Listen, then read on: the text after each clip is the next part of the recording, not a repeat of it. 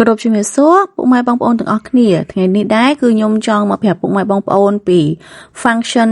មុខងារថ្មីមួយទៀតដែរនៅក្នុងទូរស័ព្ទ Samsung ណាដែល function ហ្នឹងគឺមានឈ្មោះថា generate AI បងប្អូនហ្នឹងហើយអញ្ចឹងឧទាហរណ៍ថាកន្លែងនេះគឺខ្ញុំធ្វើការថតបាំងជាមួយនឹងផ្ទៃមុខរបស់ខ្ញុំណាបន្ទាប់មកបងប្អូនធ្វើការចុចកន្លែងសញ្ញាផ្កាយនេះមកបន្ទាប់មកទៀត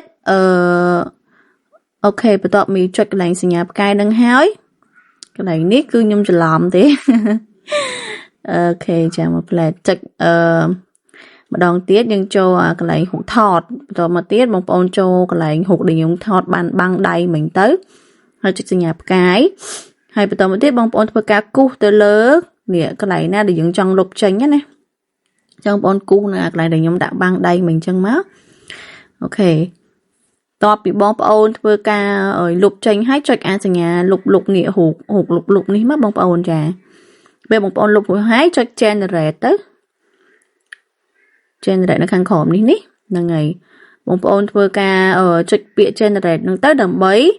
ធ្វើការលុបអាហូកដៃខ្ញុំចេញហើយបន្ទាប់មកវានឹងបន្ថែមជាមួយនឹងផ្ទៃមុខមកចំហៀងទៀតមកឲ្យខ្ញុំហ្មងជាមួយនឹងមុខងារ AI generate នៅលើទូរស័ព្ទដៃ Samsung បងប្អូនចាចំពោះស៊េរីនេះគឺមានចាប់ពី S24 ទៅនេះឃើញទេបងប្អូនហ្នឹងហើយគឺលយមែនតែនជាមួយនឹងមុខងារ generate របស់ Samsung បងប្អូននេះឃើញទេវាធ្វើការបន្ថែមមុខឲ្យខ្ញុំមកចំហៀងទៀតទេបងប្អូនហ្នឹងហើយនិយាយទៅ function នេះគឺសប្បាយលេងហ្មងបងប្អូនទាំងអស់គ្នាហ្នឹងហើយបន្ទាប់មកបងប្អូនធ្វើការ share អារូបនឹងទុកទៅសម្រាប់យើងប្រើប្រាស់បានអីហ្នឹងហើយអូខេឃើញទេអញ្ចឹងយើងនឹងប្រែពីរូបដែលបាំងដៃមកចំហៀងបែបនេះមកយើង generate វាទៅជារូបដែរនេះបានពេញផ្ទៃមុខបែបនេះចេះបងប្អូនហ្នឹងហើយអូខេបងប្អូនអរគុណច្រើនអញ្ចឹងវីដេអូមានតែប៉ុណ្្នឹងទេអរគុណបងប្អូនចាំជួយ subscribe channel របស់ខ្ញុំមួយផងណាខ្ញុំនឹងចែករំលែក